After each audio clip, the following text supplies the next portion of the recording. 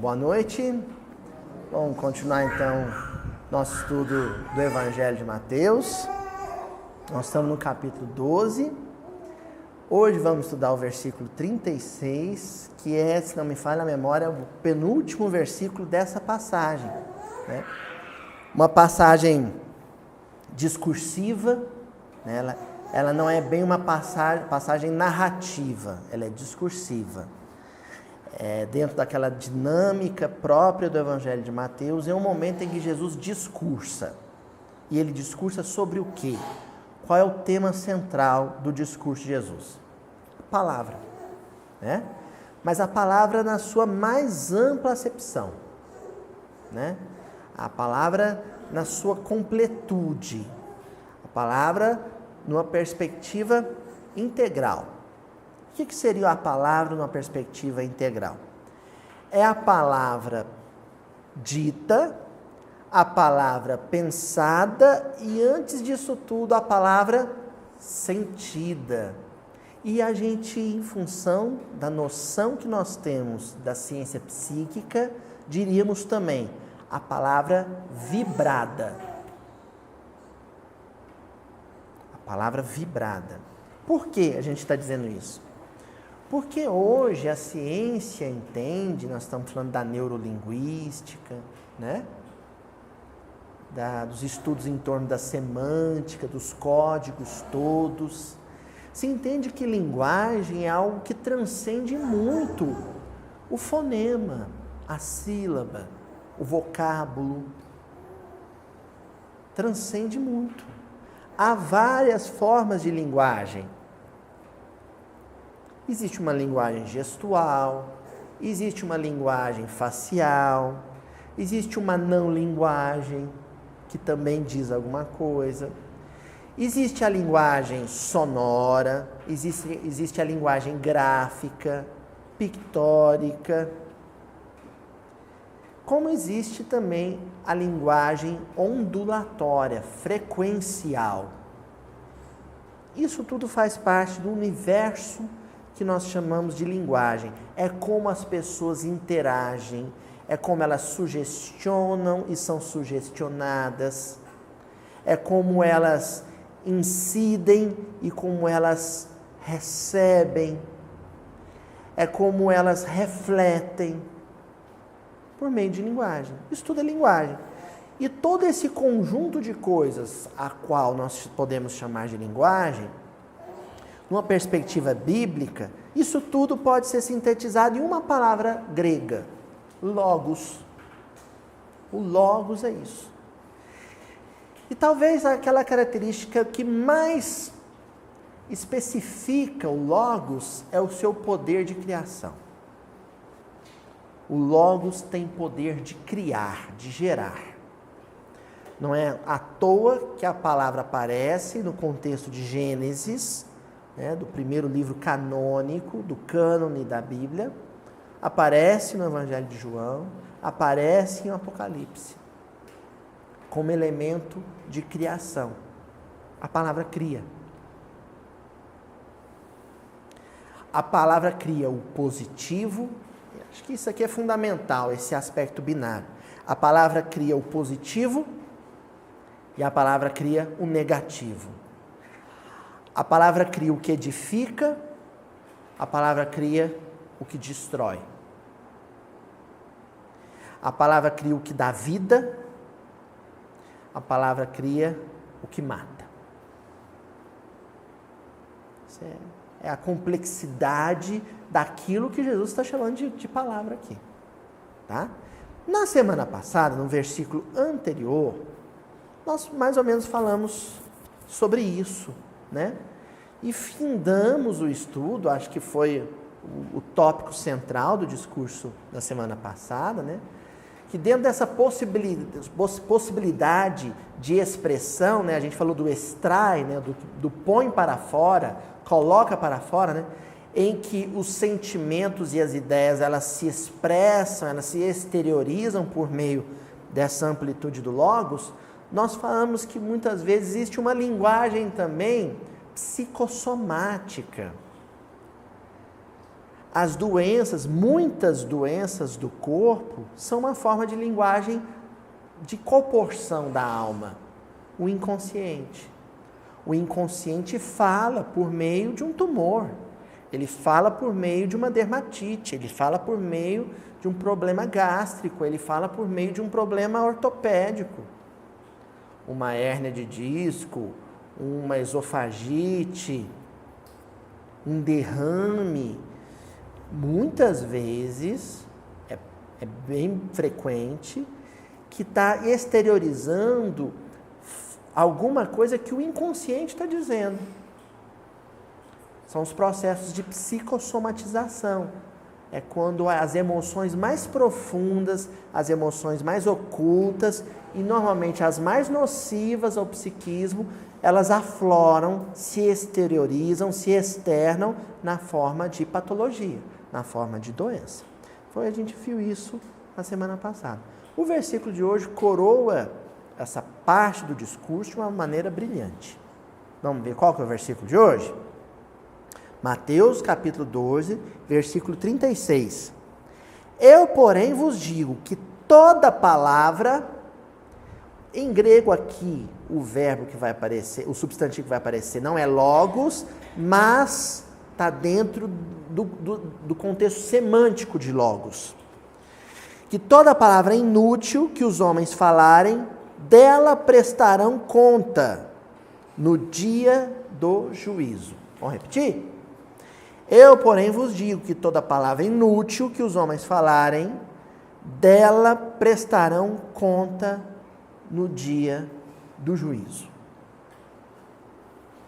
Olha só, semana passada nós estamos falando de efeitos negativos, desagradáveis, sofríveis, da palavra mal empregada, da palavra negativa, da forma de expressão tóxica. Não foi? A doença é isso. A doença muitas vezes é isso. Nós estamos falando aqui, lógico, gente, do processo natural, espontâneo de desgaste da máquina. Não estamos falando disso. Nós estamos falando daquilo que é autopatrocinado, né? Nós estamos falando de sabotagem, autossabotagem. Quando a mente faz o corpo sofrer, porque ela quer se expressar. Nós estamos falando disso. De certa forma, antes da gente já destacar aqui, né, o primeiro fragmento do versículo, de certa forma, quando a gente tem uma enfermidade, nós estamos pagando uma conta, né? A gente fica nervoso, a gente fica irritado, não sabe nem verbalizar como. Aí o inconsciente verbaliza por nós, mas de uma maneira inarticulada, né? O corpo fala por nós. E a gente sofre. É uma conta que você está pagando. Às vezes uma conta alta. E não tem como não pagar. Você vai pagar aquela conta. Por isso, a Juju vai pôr aqui no cantinho da tela, em destaque, esse prestarão conta. É uma expressão, né? Prestar conta. O grego, na frase em grego que aparece, apodossusin, é a palavra que aparece. Apodossusin. Para a gente entender o sentido de apodossusin, seria interessante a gente ir no verbo mais próximo, de onde ela é derivada, que é o apodídome. Apó, o prefixo apó, equivale à nossa preposição de. Dídome quer dizer dar. De dar. Aquilo que se dá. Em que contexto? Apodídome sempre vai aparecer num contexto muito específico. Aquilo que se dá como valor pago, como preço pago. Resumindo uma palavra, a conta. Apodídome é a conta paga. é a dívida quitada, o preço pago por alguma coisa. Alguma coisa que pode ser positiva, alguma coisa que pode ser negativa. Sempre se paga um preço. E aqui nós vamos, esse positivo e esse negativo, nós vamos dividir em duas mãos. Existe o preço, a conta que se paga para ensinar alguma coisa muito valiosa para as outras pessoas. E existe o preço, a conta que se paga para aprender alguma coisa valiosa. Então, por exemplo, a crucificação do Cristo é um preço, um valor, uma conta que ele bancou, que ele pagou, para que nós aprendêssemos alguma coisa com isso. Gente, esse é meu filho, nós já estamos cuidando, já estamos tomando um passe, tá? Já está em processo ali de suporte e aporte espiritual, tá bom? Fiquem tranquilos. Não tem ninguém maltratando o menino aqui, não. Ele tá... Agora, tem também o preço que se paga para aprender alguma coisa. Todos os dias nós somos um pouquinho ou muito crucificados. Todos nós carregamos alguma cruz. Estamos pagando alguma conta. Essa conta que nós pagamos diariamente, em família, no emprego, na via pública, nós estamos pagando ela para aprender alguma coisa. É a aquisição pessoal de algum valor, que nos custa algo. Entendeu? Tem um custo. Se prestar conta é isso. Aqui, ó, prestar conta. Eu devo isso. Devo, pago. Se deve, se paga. Notem bem, a gente não quer confundir a discussão que vai acontecer hoje como um processo em que Deus impõe uma conta a ser paga. Não é assim que funciona. Nós geramos para nós mesmos uma dívida que nós vamos pagar para quem? Para Deus? Para nós mesmos. Todo o processo kármico, todo o fluxo de ação e reação, todo o mecanismo de causa e efeito é um processo, é um fluxo, é uma dinâmica íntima e intransferível. Ninguém vai pagar essa conta para você. Ninguém. E você não vai conseguir pagar a conta de ninguém. Vamos distinguir a dor, a aflição física vivida por Jesus no seu martírio, na sua paixão, daquela que nós vivemos. Há um processo nosso autoeducativo e um processo vivido por Jesus de educação coletiva. São duas coisas distintas. Elas se associam, elas cooperam, mas são coisas distintas. Jesus não sofreu para pagar conta nenhuma dele. A experiência dolorosa que o Cristo viveu é para nos ensinar que é possível viver a dor de uma maneira digna, elegante, equilibrada. É possível. A dor e desespero não são duas coisas indissociáveis. A gente sim, imagina, né? Dor, sofrimento e desespero são duas coisas que não se separam. Não. É possível sofrer com esperança.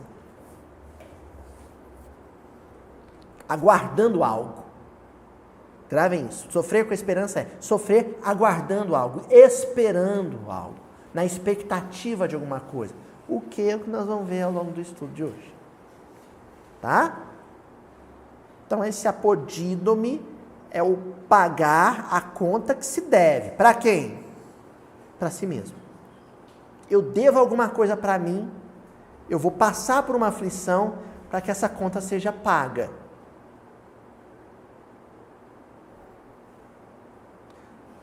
Aloysio, já até sei o que o Tonzinho vai falar, mas pode falar, Tonzinho. Já. Tipo assim, você está tirando um tropeço para livrar o seu caminho. Isso aí, Tonzinho. Sabe por quê, Tonzinho? A gente tem a ideia de que, eu fiz um mal pro Tonzinho. Eu devo o mal feito para quem? Pro Tonzinho. Não, não é assim que funciona. A minha dívida não é com o Tonzinho. Tanto é que às vezes o Tonzinho vai me perdoar do mal que eu fiz para ele, mas eu vou continuar sofrendo. Por que eu vou continuar sofrendo? Eu não me perdoei. Entendeu? Eu não quitei a conta ainda. Tonzinho me perdoou e eu continuo reencarnando e resgatando aquele processo. Como é que é isso? Ainda, a coisa não se resolveu intimamente ainda. O valor a ser adquirido, eu ainda não paguei a conta para adquiri-lo. Eu não devo nada para o Tonzinho, eu devo para a minha consciência. Como pode acontecer também de eu fazer um mal para o Tonzinho não me perdoar, mas eu já quitei esse mal comigo mesmo. Eu me perdoei, eu já superei aquilo, ele ainda não me perdoou. Fazer o quê? Mas eu já me perdoei, eu já superei aquilo. É o reconcilia de com o adversário quando faz a carne com ele? Isso. Quem que é esse adversário? Eu mesmo. Eu mesmo. Esse processo de reconciliação é um processo de reconciliação íntima. Esfaqueei o Tonzinho, dei uma apunhalada no coração dele. Desencarnamos. Estou sofrendo. Tonzinho perdoa aquilo, está tudo de bem. Tonzinho está em paz com isso. Mas eu reencarno e vou imprimir na minha estrutura perispiritual esse drama consciencial. Reencarno com um probleminha no coração. Mas o Tonzinho não te perdoou? Mesmo assim você reencarna com um coraçãozinho sofrendo? Sim. Porque você precisa sentir que aquilo foi quitado com a sua consciência. Entendeu?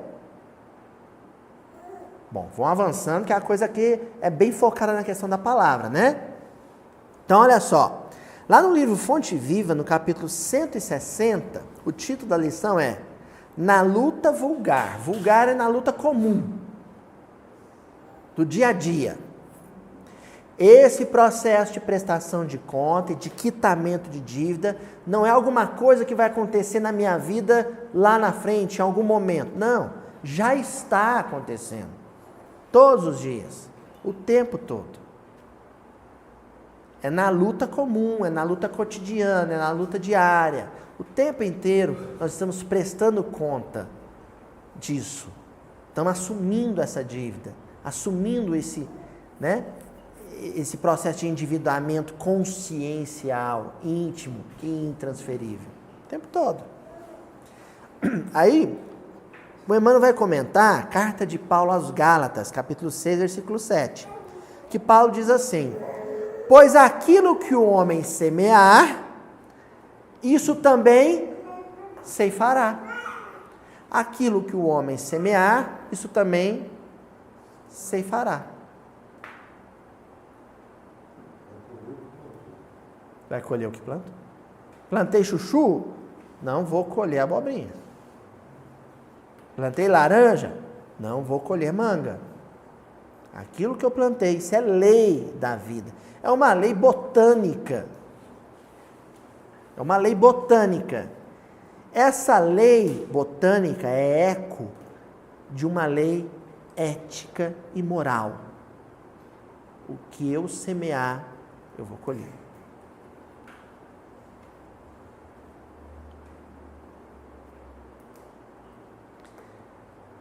Quem semeia pé de vento, furacão, tornado, vai rodopiar. Não é assim? Aí o Emmanuel começa a comentar, ele começa dizendo assim: todo dia é tempo de semear, todo dia é tempo de colher. Isso é uma referência Eclesiastes, né? Há tempo disso, há tempo daquilo. Lembra? Texto bíblico isso. Há tempo, tá? Semear e colher. Quando? Todo dia você está semeando o amanhã. E todo dia você está colhendo o ontem. Hã? Todo dia, Tonzinho, você está semeando o amanhã. E todo dia você está colhendo o ontem. E eu vou dizer mais. Com as mãos, você colhe o ontem. Com os pés, você colhe, você semeia o amanhã. Oi. Ih, tadinho. O Francisco está dando um trabalho para ele, não deixa ele dormir. Chega aqui variando, tá perturbado. Mão é realização, é ação, é trabalho do dia a dia. Mão é cuidar do filho, mão é para o serviço, mão é cuidar do próprio corpo, mão é comprar o remédio, é ir no médico, mão é fazer a própria comida. Toda a nossa ação, o nosso cotidiano diário, as coisas que nós fazemos ao longo do dia, nós estamos recolhendo o que a gente semeou ontem. Então, vamos supor, ontem eu abusei da feijoada, comi 4 pratos de feijoada. Hoje eu estou tendo que ir na farmácia, comprar um antiácido, preparar e tomar. Estou fazendo. Estou colhendo o que eu plantei ontem. Agora, os pés semeiam amanhã, porque pé é sentimento. Se eu comi, olha que negócio, eu estou custando a entender isso, estou começando a entender. Se eu comi 4 pratos de feijoada, não é porque eu estava com fome. Sabiam disso? Eu matei a minha fome no primeiro. E os outros 3? O que é gula? Descontrole emocional.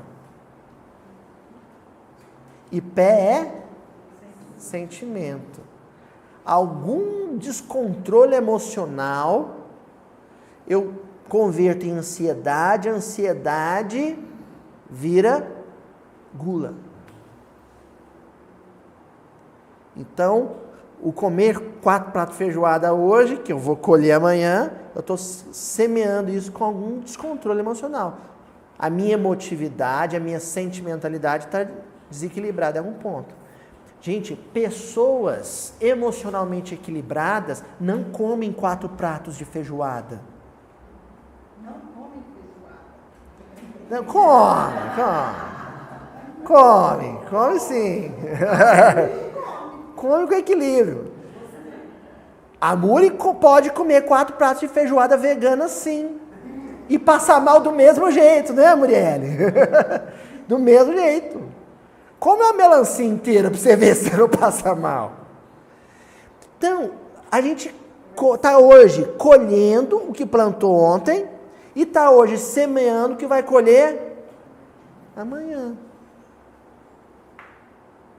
Continua Emmanuel. Não é preciso atravessar a sombra do túmulo para encontrar a justiça face a face. Olha, o Emmanuel aqui disse de outra maneira um ditado que é assim: aqui se faz, aqui se paga. No plano físico, o que você faz no plano físico, você vai resgatar no plano físico. Pode ser hoje, pode ser na próxima encarnação. Mas pode ser hoje também. E como o tópico do discurso de Jesus é a palavra, a infelicidade na palavra, ela pode ser resgatada, pode ser uma conta que você apresenta para ser paga hoje, nessa existência, nessa experiência física. Não é necessariamente uma coisa que fica para a próxima, não, sabe, Zé Murilo? Pode ser nessa vida ainda. E pode, né? Oi, César. E às vezes não é uma coisa para daqui 20 anos, não. Pode ser semana que vem. Ele completa esse parágrafo dizendo assim: nos princípios de causa e efeito,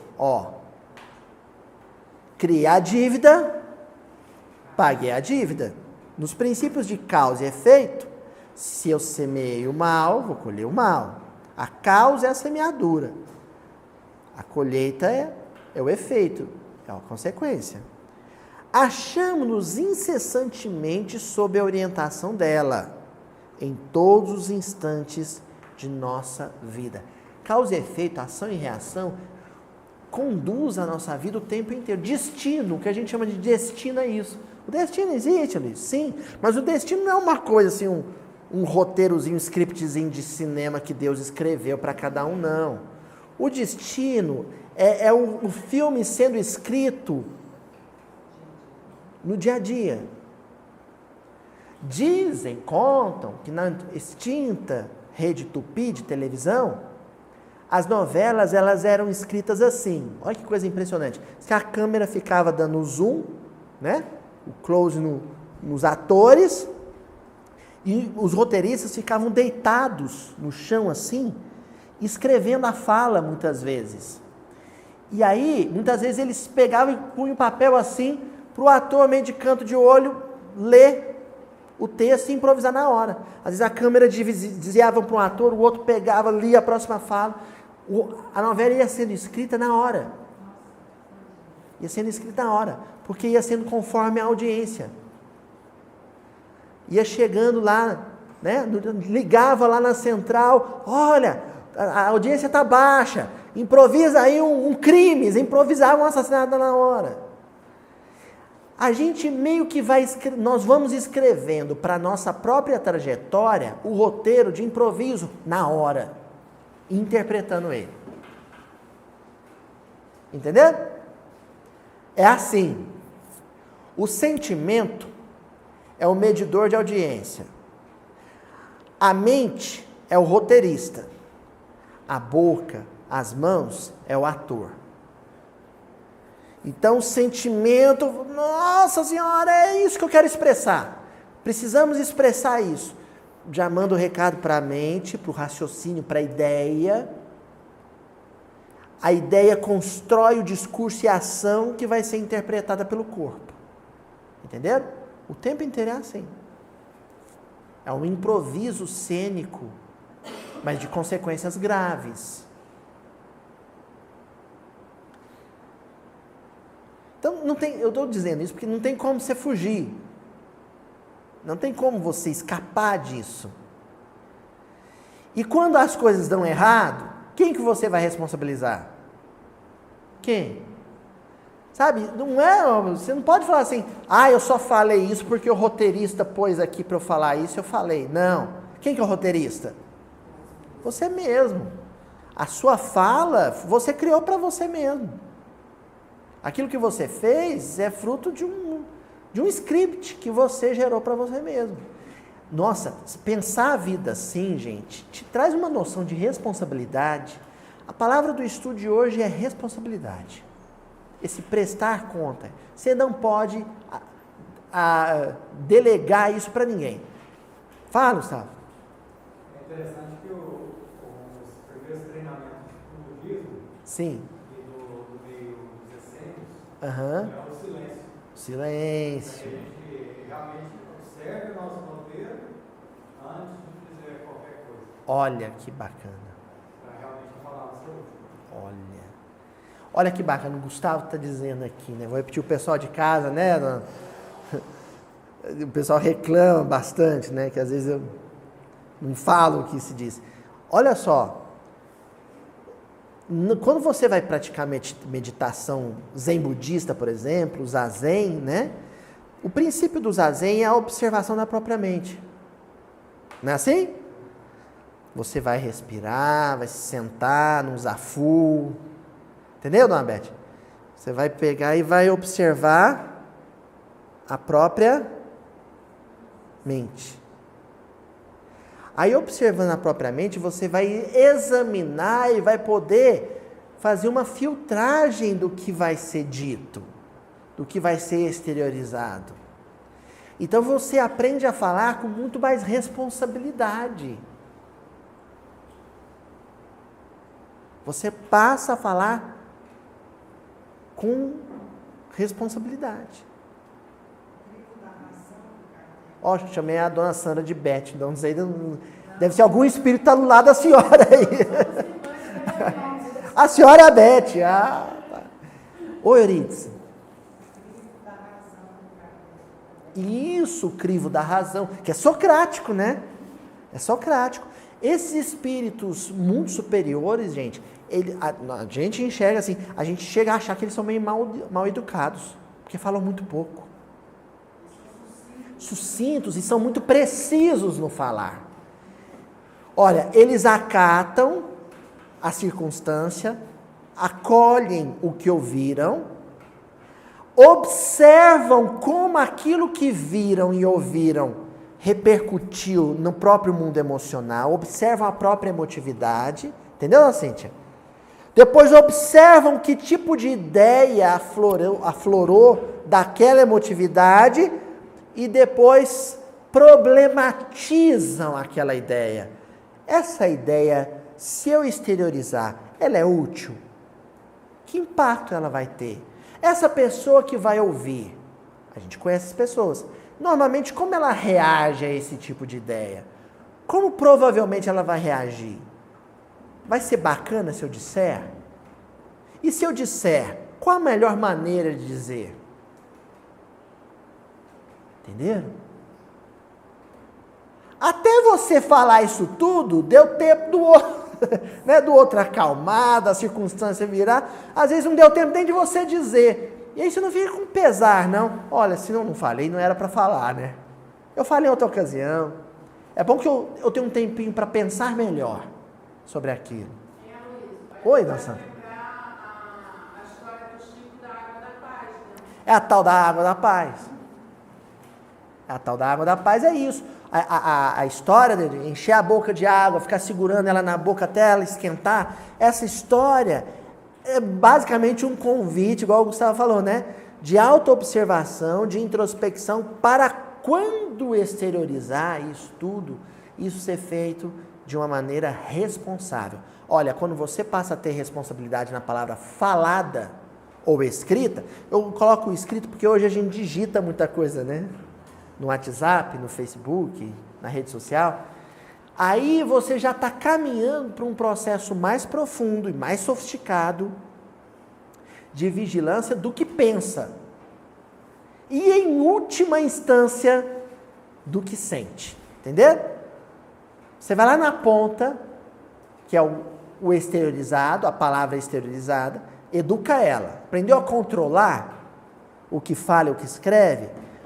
Aí você já está melhor qualificado para controlar o que pensa. E depois controlar o que sente. Continua Emmanuel. No livro Alvorada do Reino, capítulo 6. Na sementeira de cada dia. Olha, você semear, você vai colher. De novo, o cotidiano. Então percebendo, essas lições todas estão falando do cotidiano. A gente não passa um dia da nossa vida sem se relacionar com ninguém, a não ser que você se tranque no quarto, se isole. Normalmente, o nosso cotidiano é convivendo com as pessoas, é interagindo com as pessoas. Então, conviveu, 10 minutos você semeou alguma coisa. Não tem como escapar disso. Se a Cris entrar lá no... Como é que chama, Cris? A salinha lá, onde faz o exame... Sala de radiologia, pronto. Sala de saída. Ela entra lá, fica atrás de um vidro, o outro está lá, está convivendo. Está convivendo. Se na hora do paciente sair, a Cris falar, tem um bom dia, semeou alguma coisa. Pode ter sido o primeiro bom dia que o paciente ouviu, naquele dia. Semeou alguma coisa. Ou se ela for lá no áudiozinho e falar assim, dá para o senhor ficar quietinho um pouquinho? Que eu vou perder a chapa?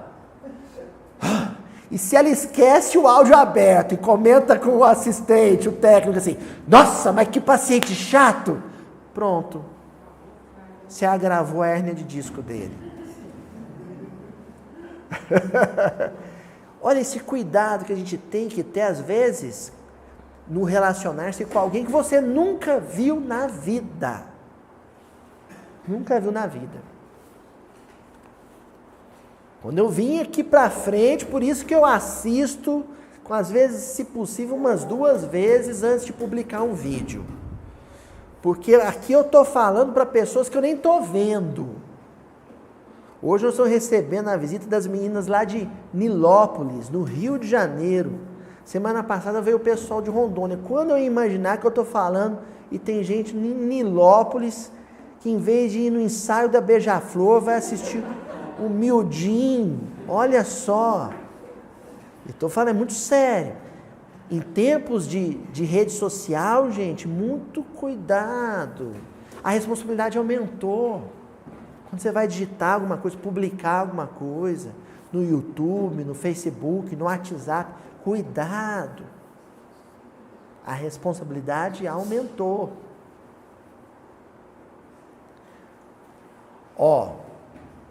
Eu assisti uma entrevista do ator Joaquim Phoenix.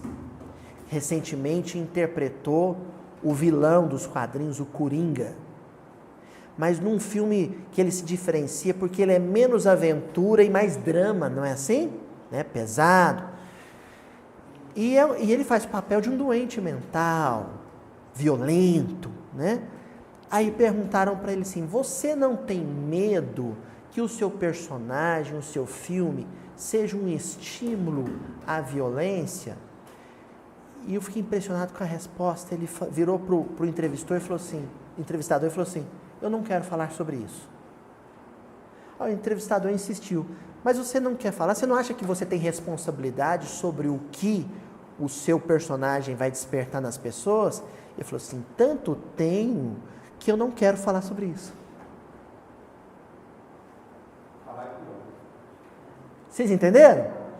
Se toda entrevista que ele for dar, voltar no assunto de que talvez o personagem seja inspiração para a violência de outro alguém, o que ele vai estar reforçando? Toda obra de arte influencia de alguma coisa. De repente, pode ter um maluco que lê há 2000 anos, um perturbado, um desorientado, uma pessoa em desequilíbrio, que lê há 2000 anos e resolve se comportar como Tarquínio Supícios. Lê Paulo Estevão e resolve se comportar como Saulo. A obra de arte, né? A interpretação subjetiva. Alguém pode interpretar tudo errado. Como muita gente na Idade Média leu a Bíblia e queimou pessoas porque leu a Bíblia errado. Então, a obra de arte ela é subjetiva nesse sentido. A leitura dela é subjetiva, aliás. Agora, a noção de responsabilidade que ele tem, de que quando você fica enfatizando o mal, você se torna responsável por isso.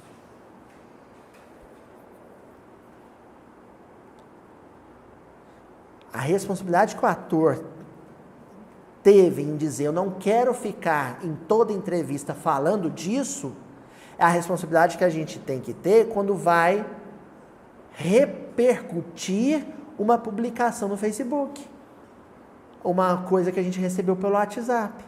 Olha a responsabilidade. Sabe por quê?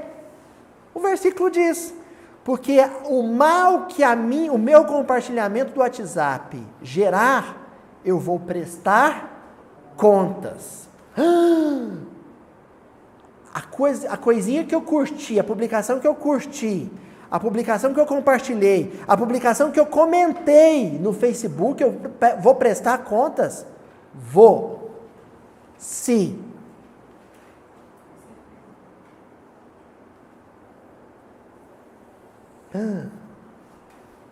Continua Emmanuel.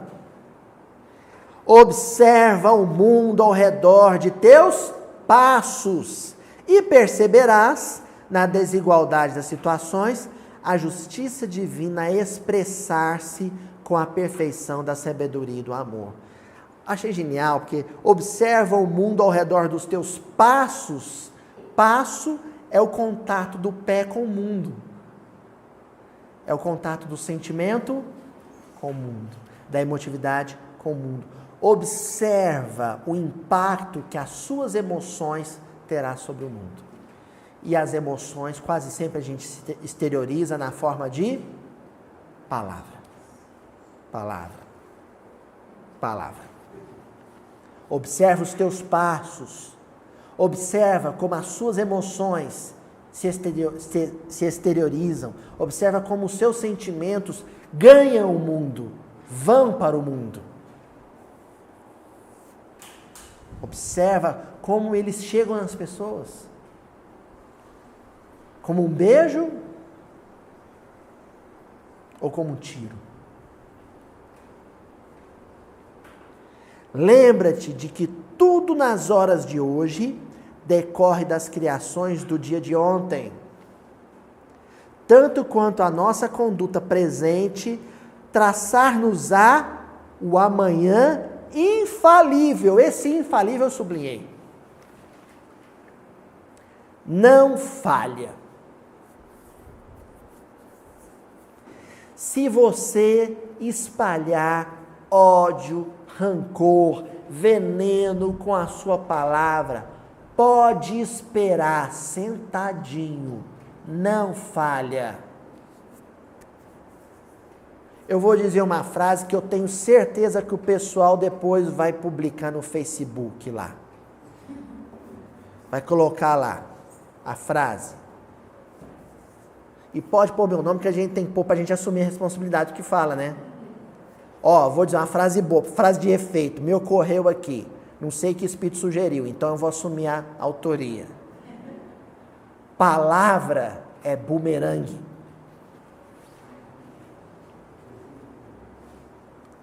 Quem aqui sabe o que é um bumerangue? É uma arma dos aborígenes da Austrália. Ela é curva. E você lança ela para... Eles caçam canguru.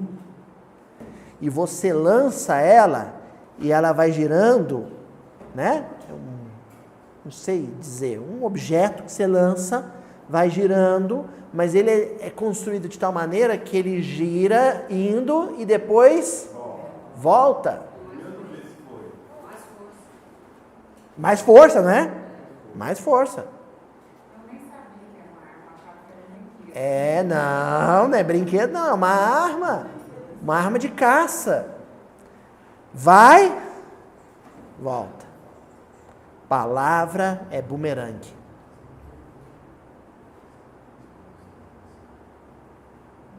Palavra não é flecha.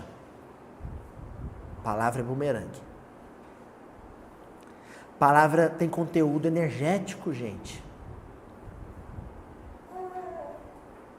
Palavra ela tem força de energia. Olha só, alguns nomes ficam impregnados da energia de quem os teve, os assinou numa determinada existência. Então, às vezes, quando a gente fica citando um malfeitor da história, olha que coisa, a gente fica toda hora falando, porque o fulano de tal, e cita um determinado malfeitor da humanidade, né, que estão nos livros de história, o nome está impregnado da energia que ele acarretou a vida toda.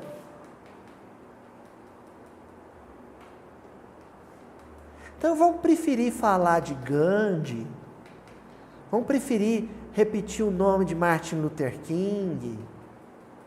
E quando acontecer de você ter que citar o nome de alguém que fez muito mal para a humanidade no passado, faça isso em prece, em oração, para que hoje, reencarnado ou no mundo espiritual, esse coração receba tuas preces.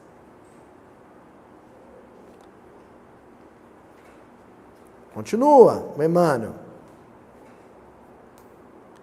Cada criatura constrói na própria mente e no coração, ideia e sentimento, o paraíso que a erguerá ao nível sublime da perfeita alegria, ou o inferno que a rebaixará aos mais escuros antros do sofrimento. Vou falar outra frase de efeito. Palavra é ignição. Sabe o que é ignição? Faísca. Quando você fala, você pode estar acendendo uma fogueira que vai iluminar e aquecer, vai trazer luz e conforto, ou você pode estar acendendo um incêndio que vai queimar, ferir e destruir. Uma frase que a gente diz é uma fagulha, é uma faísca, é uma ignição. Você pode estar acendendo uma tocha que ilumina. Você pode estar iniciando um incêndio. E assim como a gente depois perde o controle sobre o que falou, a gente também perde o controle sobre o fogo. Controlar um incêndio é difícil. Não é? A gente pode estar incendiando almas com o que diz.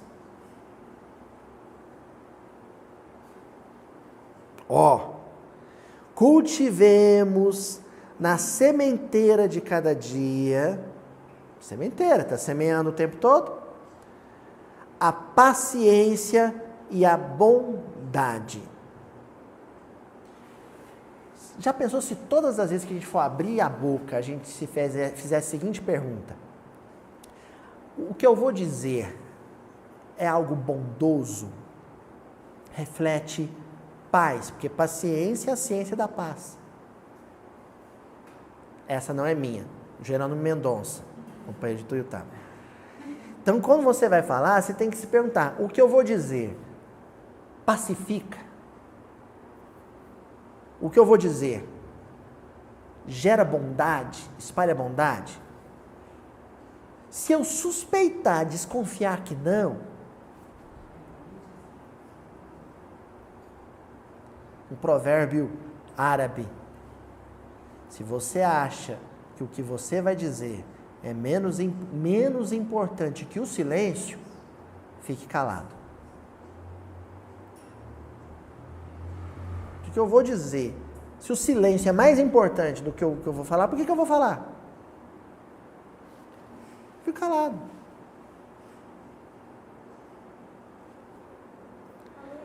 Oi? Oi, fala, Muri. Pode falar. Porque assim, às vezes não vai gerar paz, mas às vezes vai gerar, por exemplo, revolta. Revolta às vezes não é importante? Não. Revolta não. Olha, eu vou falar uma coisa. A gente tem que tomar cuidado para que o revolver não seja revólver.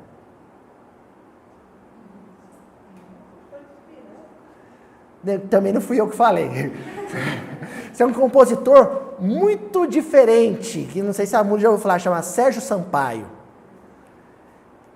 Tem um disco dele que se chama, que todo mundo o tempo inteiro achou que o nome do disco era Revolver, uma referência ao disco dos Beatles, né? E não era, era Revolver. Existem coisas que a gente diz que revolve a terra, como se fosse um arado. Entendeu? Oxigena o solo. Faz as coisas sair do seu marasmo, do seu... Não é assim, nesse sentido que você está falando? Por exemplo, Né? se ela tivesse revoltada, até hoje as mulheres não Isso. Mas essa revolta vem disso, né? Do revolver. Agora tem que tomar cuidado para que não seja um revólver, não seja uma arma gerando dor. Como é que eu vou saber isso? Há uma diferença entre atacar o mal, M-A-L, e atacar o mal, M-A-U. Quando o que eu disser for um conteúdo de crítica a um comportamento, eu estou atacando, e aí, não sei, a Madre Teresa não gostaria desse atacar. Eu estou mexendo, eu estou afugentando o mal. Vou dar um exemplo concreto. Se eu falar sobre a corrupção, se eu falar que é errado se apropriar do dinheiro público, se eu falar que é errado desviar recurso da saúde, eu estou magoando alguém? Eu estou ferindo alguém? Agora, e se eu começar a falar assim, o fulano meteu a mão no dinheiro público porque ele é um vagabundo, porque ele é um crápula, porque ele é um miserável. Entendeu a diferença? Eu falo do comportamento, eu não falo de ninguém. E eu já estou vendo o pessoal... Agora eu tenho haters, viu, Muri? Haters de estimação. Tem alguns que eles comparecem sempre, né? Estou vendo o pessoal falar assim, mas o Emmanuel citou Pilatos há 2000 anos. Gente, existem alguns personagens que, como aconteceu um certo distanciamento histórico, eles já são quase que personagens ficcionais. O Pilatos, depois que foi Pilatos, ele reencarnou tantas vezes, e hoje ele é um ser humano tão diferente daquele, que quando você fala Pilatos, você não está mais falando de uma persona específica, você está falando de um personagem histórico, quase ficcional. É diferente de você citar o fulano de tal que mora em Brasília, ou que mora em São Paulo, ou que mora no Rio de Janeiro, e que é um seu contemporâneo. Entenderam a diferença? Entendeu, Uri? Eu gosto muito de usar a própria ficção. Mais ou menos assim, você pega um personagem da ficção que tem um comportamento equivocado e fale dele. Pega um romance, sei lá, eu sempre falo muito do Guimarães Rosa, né? Então você vai no Grande Sertão Veredas, pega lá o Hermógenes. O Hermógenes, ele era terrível, porque o Hermógenes, ele era belicista, ele cultuava as armas, ele era a favor da guerra, ele era a favor da violência. Então você fala assim, por que existem muitos Hermógenes na nossa sociedade hoje? Você está falando de todos e está falando de nenhum. Entendeu? Ninguém diretamente. E você usa o Zeferino Caninana, isso, usa o personagem do Morro Alto. Então você está praticando uma coisa que é muito comum hoje, não sei se vocês já ouviram falar, da palavra não violenta. Já ouviram falar? É um conceito. Eu esqueci o nome do sociólogo que estuda isso. Eu vou tentar lembrar, a gente coloca na descrição do vídeo, que se chama palavra não violenta. Você vai dizer, você vai falar, você vai escrever, você se pergunta, primeiro, eu estou entrando em rota de colisão com alguém especificamente, ou eu estou dando combate a um comportamento generalizado, difundido? Entendeu, amor? Respondi a pergunta? Respondi? Ah, que bom. Então, nesse sentido, eu nem chamaria de revolta, eu chamaria de palavra ativa e não violenta. Vamos ser praticantes de uma palavra ativa, que se importa com a vida social, que colabora com a edificação de ideias positivas, mas que não seja violenta, que não vamos praticar a esgrima verbal. Né? A revolta indiana, liderada pelo Gandhi, foi através da nova violência. Poxa vida, Gandhi é um grande exemplo. Gente, Gandhi nunca combateu a rainha. Ele nunca combateu a rainha Vitória. Ele nunca combateu, eu não sei, acho que na época era o rei George, né? Acho que não estou lembrado agora. Falha de professor de história, eu não lembro agora quem que era. Mas se a gente pensar no colonialismo inglês, né? A presença dele nas colônias afroasiáticas, há uma diferença em você combater o colonialismo e combater o colonizador. Há uma diferença entre você combater o médico mercenário e você citar aquele médico, você combater o engenheiro mercenário e citar o engenheiro fulano de tal. O que a gente tem hoje muito é esse tipo de embate. E dentro do movimento espírita. É um tal de você ir contra o médium fulano de tal, porque ele não se... Aí escreve artigo citando o fulano de tal. Faz isso não, gente. Fale do mau comportamento. Né? Eu quero... me incomoda você usar a mediunidade como para o enriquecimento ilícito. Então fale da mediunidade mercantilizada. Não precisa falar do médium fulano de tal que faz isso. Não tem necessidade. Mesmo que você pense. Oi? Mesmo que você pense na pessoa. Aí a gente volta no que eu estava falando, dona Sandra. Esse processo de educação começa pelo não falar, aí depois vai chegar um momento em que a gente vai nem pensar no fulano. Até o momento em que a gente vai vigiar o próprio sentimento. Porque, às vezes, a gente não vai falar citar o fulano de tal, mas vai pensar e vai sentir negativamente por ele.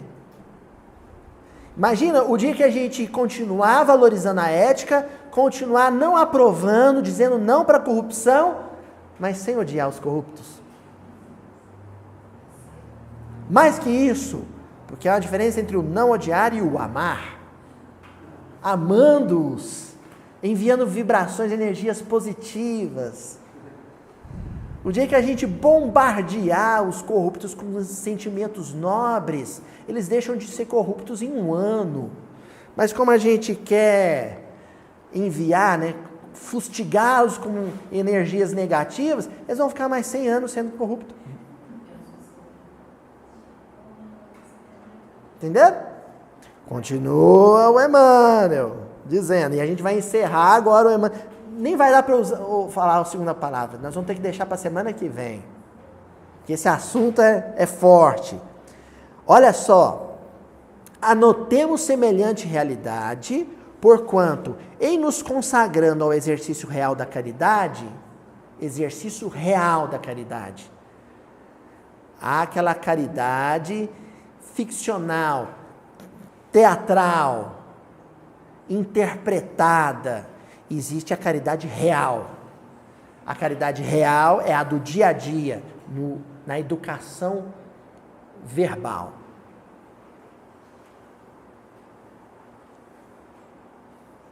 Difícil. A Ivanete, difícil. Então eu vou criar uma situação, Ivanete. Não vou criar uma situação difícil para você não, Ivanete. Vou criar para a dona Cíntia. Porque eu sei que a dona Cíntia, ela tem uma alma franciscana. Ela ama os animaizinhos. Dona Cíntia, a senhora viu um vídeo na internet de um rapaz maltratando um cachorrinho, batendo num cachorrinho. E no vídeo aparece o rostinho dele.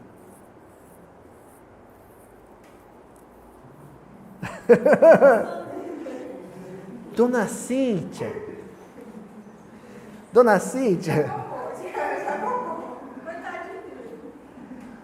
olha só, o cachorrinho está sendo maltratado? Está. O rapaz é maltratado. É que tem feridas, o dodói do cachorrinho, que a senhora vai ver com o olho do coração, o olho da carne. Agora, o rapaz agressor tem feridas que você só vai enxergar com os olhos da alma. Se você conseguir enxergar os dois sofredores, o cachorrinho maltratado e o agressor dele, você vai continuar amando os animais, vai continuar incentivando o cuidado e o respeito pelos animais, mas sem se posicionar de forma hostil, rancorosa, amargurada contra quem maltrata os animais.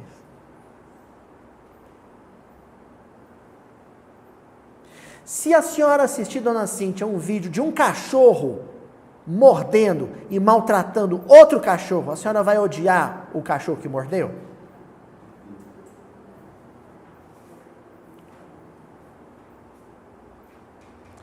O ser humano é um animal também, que pode se comportar de forma violenta como qualquer fera da floresta. Quando a gente racionaliza a coisa dessa maneira, pronto, a gente está começando a pensar, se eu usar o verbo para me posicionar de uma maneira hostil, rancorosa, amargurada, contra quem age mal, quem faz o errado, eu vou continuar divulgando e mantendo a chama do mal acesa. Seria como se a gente tomasse consciência que nós somos Exatamente. Em síntese, César, dependendo do que eu disser sobre esse rapaz que agrediu o cachorro, eu vou estar fazendo com o perispírito dele o que ele fez com o cachorro. Porque a gente dá surra de vibração nos outros. Olha, ele estava com uma chibata maltratando o cavalinho. Eu também usei uma chibata mental vibratória e ataquei o perispírito dele. As pessoas recebem os nossos dardos mentais. Muitas vezes, olha só, muitas vezes a minha língua é uma zarabatana, outra frase de efeito, com dardos venenosos, tóxicos. Milhões de pessoas. Agora, ótimo, esqueci o nome da senhora. Nalu. Como? Nalu. Imagina quando milhões de pessoas estão falando de uma única personagem social. Fuzilado.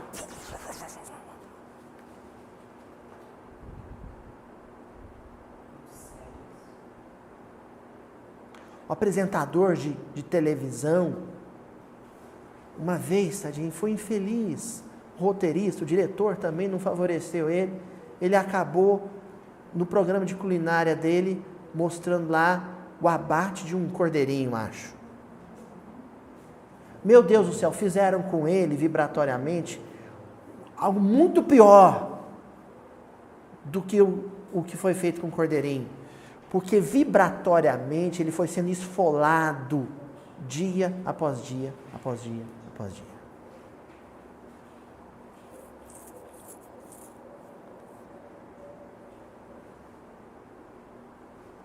A língua é uma lâmina. A língua é uma lâmina. Afiada. Eu não quero participar dessa carnificina. Vou fazer uma oração para o rapaz. Entendeu? Ó, para a gente encerrar hoje,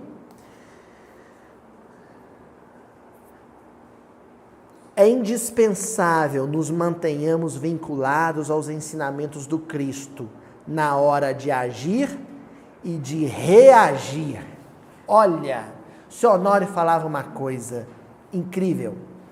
O Sr. Honório Abreu, professor do coração, ele dizia assim: tenhamos cuidado com as nossas ações, mas muito mais com as nossas reações. Luiz, qual que é a diferença? Eu peguei, fiz uma oração de manhã, antes de sair de casa, falei assim, eu vou colocar o pé na calçada e o primeiro vizinho que eu encontrar, eu vou dizer para ele, bom dia, meu amigo. Planejei a ação, pus o pé na calçada e agi. Qual foi a minha ação? Eu encontrei com o vizinho e disse, bom dia, querido Valdir. Só que o seu Valdir olhou para mim e falou assim, bom dia por quê? Você nunca me cumprimentou, falso? Eu tenho que tomar cuidado com a minha reação. Porque a ação deu tempo de eu planejar, deu tempo de eu raciocinar, calcular meticulosamente. Agora, o que o seu Valdir vai fazer com o meu bom dia é improviso, é espontâneo, não deu tempo de eu raciocinar. E aí mal educado, não devia ter te cumprimentado, não, seu ingrato. Entendeu, seu Valdir? Isso foi a minha reação.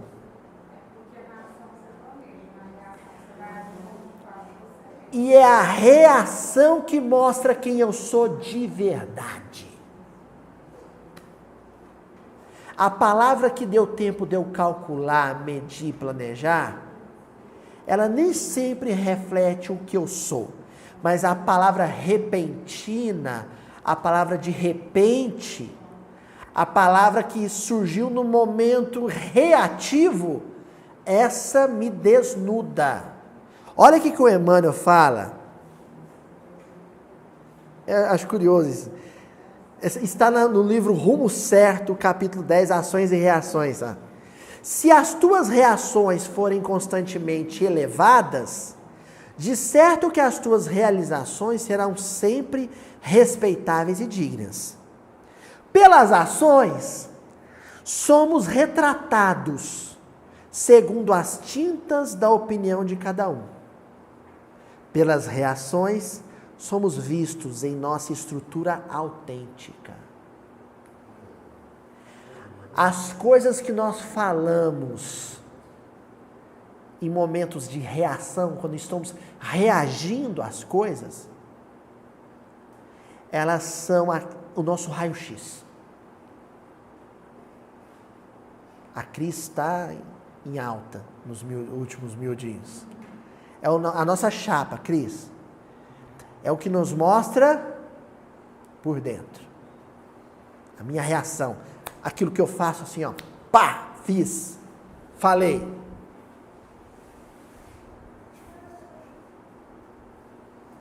Vamos tomar cuidado com as nossas reações. Vamos aprender assim, a ter uma trava de segurança, sabe? Na hora que vier o impulso emocional, não posso falar. Porque veio de momento de súbito, erupção vulcânica, segura, sai de perto, vai tomar água, vai respirar, não é hora de falar. Se você falar naquele momento reativo, de emoção reativa, possivelmente depois, com calma, com a cabeça fria, você vai, puxa, eu precisava ter reagido daquele jeito. Essa trava na língua, né? Essa língua que ela tem que ser contida, refreada. Sabe? A língua da gente, vocês vão lembrar agora da novela. Eu não lembro o nome da novela, mas vocês vão lembrar do personagem. A língua da gente é tipo o touro bandido. Quem lembra do touro bandido? Que novela que era aquela? América. Novela América. Lembra do touro bandido? Os peões tinham tudo medo dele, porque ele era indomável. Nossa língua é o touro bandido. A gente tem que ser daqui peão bom de serviço, que vai domar a língua. Ele é um touro bravo. Você tem que segurar. Quando nós começamos com o processo de registro do Mildinho, né? A gente já estava com 5 anos de Mildinho. O projeto era que eu fosse uma transmissão, porque na época era o projeto Irmão, né? Irmão caçula, na época a transmissão dos estudos de Gênesis, do Velho Testamento do Haroldo. A gente publicava junto, saía Gênesis e saía o Mildinho, lá no site do Ser. E o projeto era que, a semelhança dos vídeos do Haroldo, o Mildinho fosse ao vivo. Então, o Júlio Corrade, meu amigo, falou assim, ó, vamos transmitir, nós vamos criar uma estrutura, você vai precisar ter internet no centro. Eu falei, o quê? Ao vivo? Mas eu não sou bobo, não, você tá louco. Eu vou falar mais besteira que né? Eu ia citar um apresentador de televisão, mas ia ser de uma maledicência terrível. Né? Tá vendo? Se fosse ao vivo. Ao vivo, gente. Ao vivo é complicado. Mas de jeito nenhum que eu faça um negócio desse. Haroldo é veterano, eu sou moleque. Vou fazer ao vivo de jeito nenhum.